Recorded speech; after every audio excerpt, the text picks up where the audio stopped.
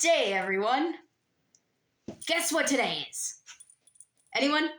Tuesday. No, it's not Tuesday. It's Thursday. It's actually National Cereal Day. Who doesn't love cereal? Well, okay. In history, guess what today is? Tuesday. Voyager 1 reaches Jupiter. Voyager 1 reaches Jupiter. I did not know that. But in 1776, March 7th, actually, it was a Thursday, believe it or not, of a leap year. Today was the day that the order to evacuate Boston was officially given out to the British Army occupying the area. But I'm not talking about the evacuation. Oh no. I'm talking about an important bookseller turned colonel. You'll soon see why. For this, we are going to briefly look at his background. It won't be so brief. We are going to see his journey from Fort Ticonderoga in New York all the way down to Dorchester Heights near Boston, Massachusetts, and what effect this had on the civilians in the area and surrounding communities. Oh, in case you haven't guessed who I'm talking about, it's Henry Knox. So a not so brief bit of background on this bookseller. Henry Knox was born in 1750 to an Irish-Scot couple. He had 9 brothers, him being the 7th one born, though 6 of his brothers never reached adulthood. Henry's father abandoned the family when Henry was 9, and the 2 oldest living boys were pursuing the merchant trade, which left Henry to provide for his family on his own. Our 9-year-old friend was apprenticed to the Wharton and Bowes bookstore owners for 9 years, but continued to work for the store until he was 21. Not long after Henry's 18th birthday, he joined a militia artillery company after he'd heard a cannon from the bookstore and was enamored with the prospect of firing one of the guns. His bookish nature led him to study several military volumes that helped him throughout his military career. When Henry turned 21, he left Wharton and Bowes and opened his own establishment. He named it the London Bookstore. It was located on Cornhill Street, opposite Williams Court. It's somewhere in Boston, generally near the middle. That's from what I could tell from the maps. When Henry put his ads in the newspaper, his name would always be larger than the name of his store. It was a very interesting way to advertise himself, but it worked because his shop very quickly became a gathering place for the young ladies and gentlemen of Boston, as well as the British soldiers that were in Boston at the time. In 1774, Henry married a young lass by the name of Lucy Fluker. Her father, Thomas Fluker, was a wealthy merchant who also happened to be the last royal secretary of Massachusetts.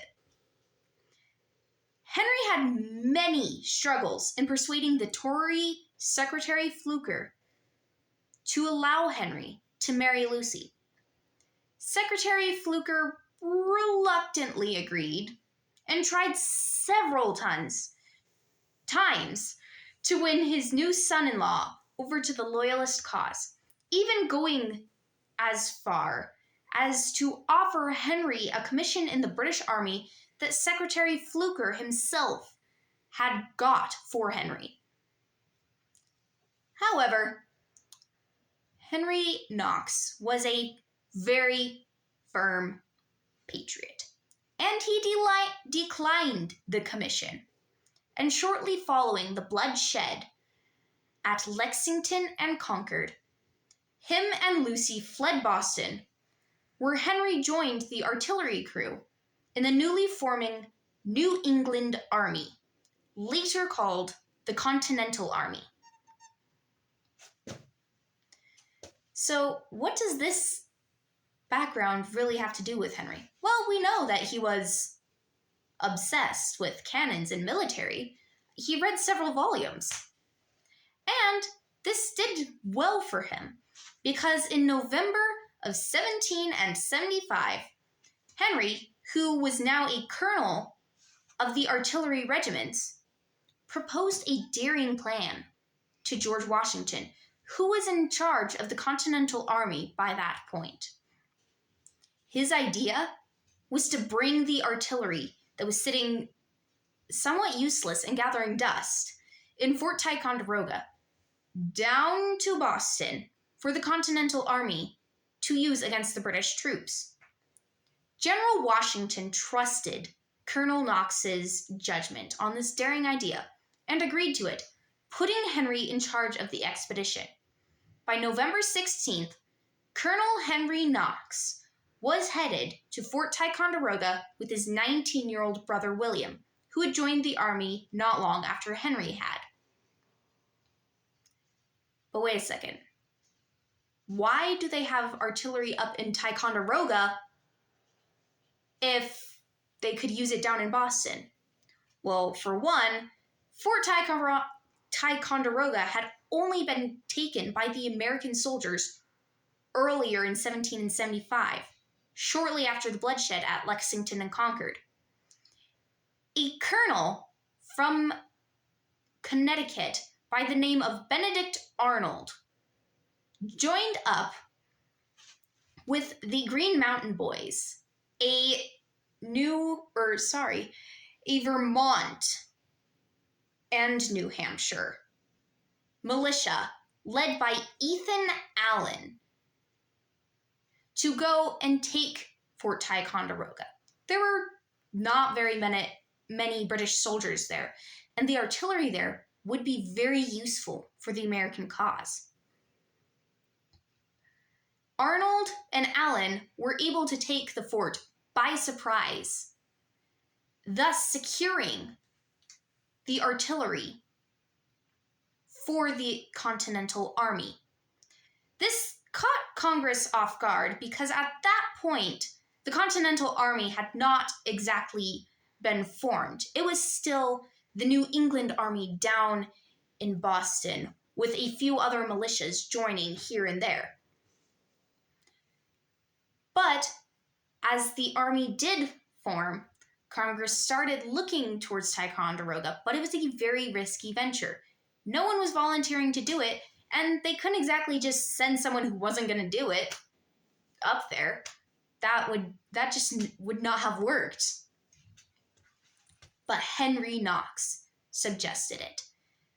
And with him in charge of this expedition, what could go wrong, right? It's only the middle of winter. It took Henry and his little brother William nearly 3 weeks to reach the fort. But when they did, they found several 18 and 12-pound guns, as well as one 24-pounder made from brass. That one they called Old Sow. Henry selected 58 mortars and cannon, including Old Sow. He had several boats built called scows, so that they could load the artillery into these boats and sail them across Lake George. The trip normally would have taken 4 days at most. But with it being the middle of winter, there were troubles. One of the boats that was being transported that was being commanded by William Knox grounded itself against some rocks, tearing a small hole in the barge and sending it a-leaking. They transferred the artillery from the boat to a different one, and sending the now leaking barge ashore, fixed it up, and were on their way in the morning. Now, for a quick pause, let's scale this. The artillery that they were transporting was over 60 tons, which is roughly 120,000 pounds.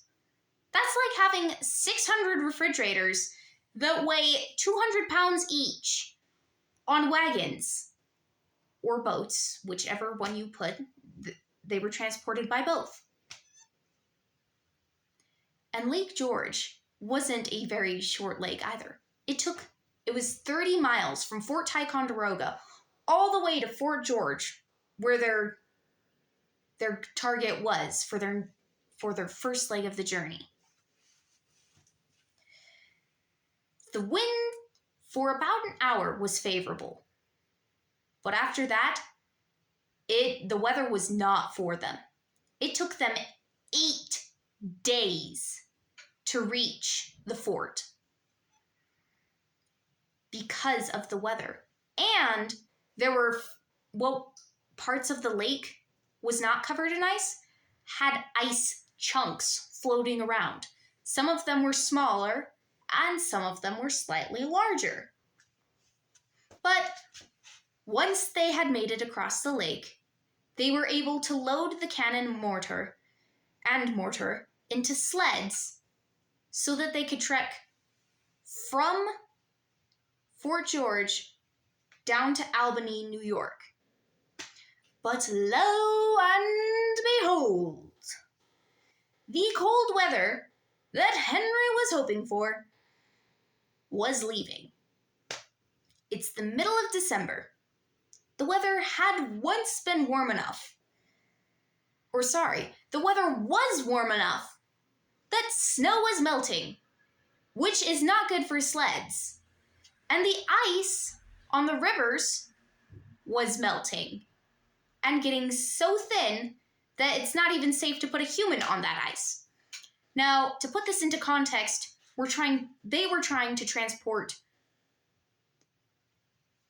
cannons, most of which weighed at least a ton. Old Sow herself weighed at least 5,000 pounds. That's over 2 tons, which is a lot. And you can't get very far on ice. But finally, a blizzard that lasted nearly 3 days left enough snow for the sleds to travel on, and the company was able to set off towards Albany. Knox rode ahead to prepare the Hudson River for the transportation of the guns across it. His way of preparing the river was to cut holes in the ice, let the water bubble up over the ice, and freeze, so that when it froze, it added another layer of ice, thus making it thick. The convoy began to trickle into Albany on January 4th, 1776, only a couple days after the New Year. A thaw was beginning to come again, and Henry began to fear that it would delay the convoy for much longer than he wanted. But the temperatures dropped again, and Henry's fears were alleviated. January 7th, the sleds began their journey across the Hudson River.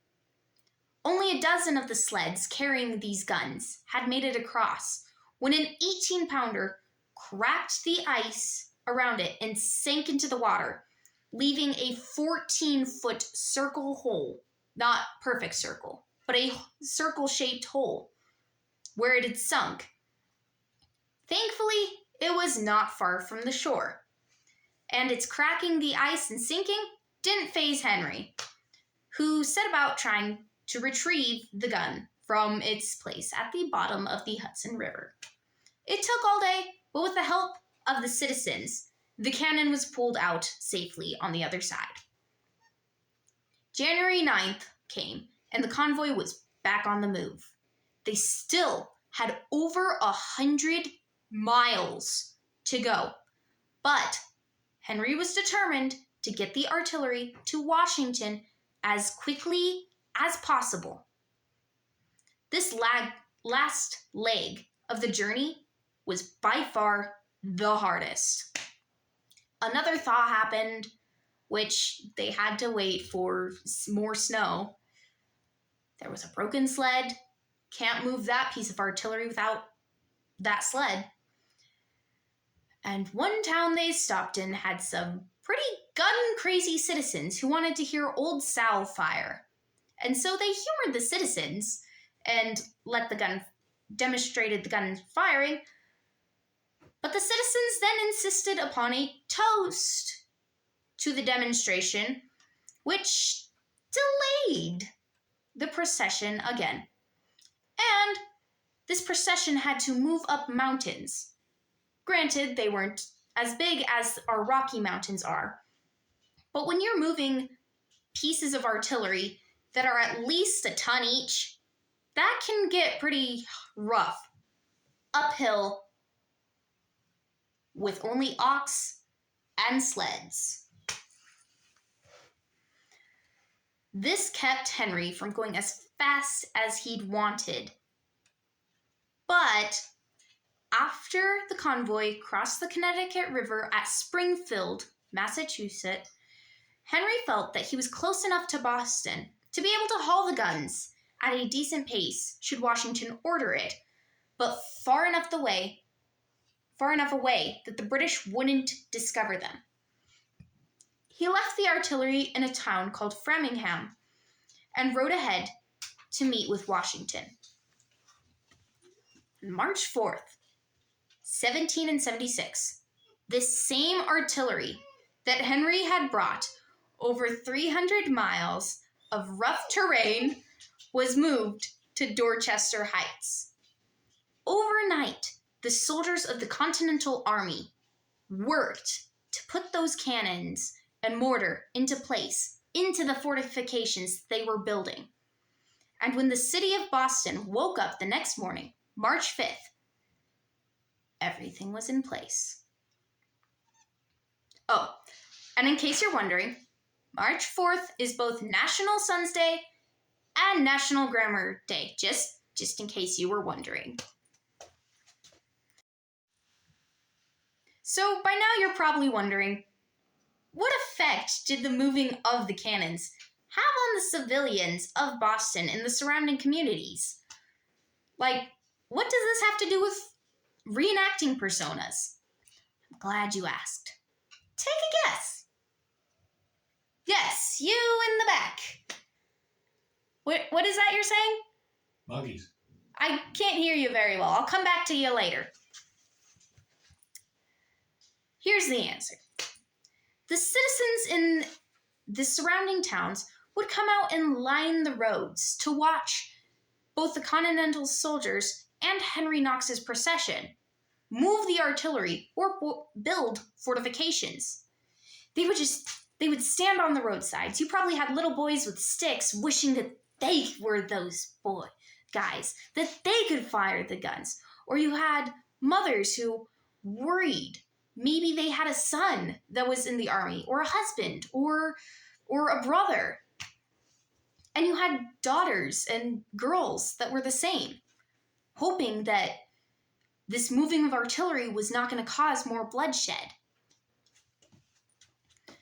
You probably had guys that weren't in the army yet, or maybe hadn't thought of joining it before. And all of a sudden they see these and they're, oh, that's cool. You have those sort of things. So they lined the roads to watch the soldiers pass. But with soldiers coming through towns, it also had a slight economic impact. You had soldiers coming in maybe to the tavern to eat some food and drink some, beer, milk with cheese. Or maybe you had a couple of them that wanted to stay overnight and were willing to pay for it. Or maybe one of them just wanted a new hat. The possibilities for that are not endless, but they're pretty big. You had soldiers who probably had some money and, oh, I can get this sort of thing. So the economic impact was pretty big as well. So for your persona, you can think about that. What would I be doing as a citizen or as a soldier? What would I be doing during this time? What would my thoughts be on this? In conclusion, what did we learn? We learned about Henry Knox and his background. He's a bookseller that is obsessed with the military. As someone said at the last book club meeting we had, 18th century way of saying nerd is educated. We also learned about Henry Knox's journey from Fort Ticonderoga down to Dorchester. Not an easy hike. Not one you would probably take in the middle of winter. It's snowing outside right now, which is why I can't exactly see you guys really right here, but I know you're there listening. Not easy. And we learned a little bit about what the soldiers would be doing, what the citizens would think, or what they were doing. I would also like to recommend some of the books that I have used for this. For Fort Ticonderoga, I used The Notorious Benedict Arnold by Steve Shainkin. It's a pretty good book. It's a little bit more PG-13. I used Guns for General Washington by Seymour Raitt. I believe that's what it is. It's kind of like a historical fiction version because they give Henry and his brother William words. They enact conversations and what the feelings might have been. So I think it's a pretty good book. I also used 1776 by David McClough. I believe that is how you pronounce it. It is pretty good, and it gives you very good insight on the background of each historical figure and what was happening at the time. And last but not least, I used The British Are Coming, The War for America, Lexington to Princeton, 1775 through 1776, by Rick Atkinson. This is a pretty thick volume, but it is a really good one. It's similar to 1776, but it gives more detail on the events, not so much the people. Thank you for listening, and I hope you all have a good night.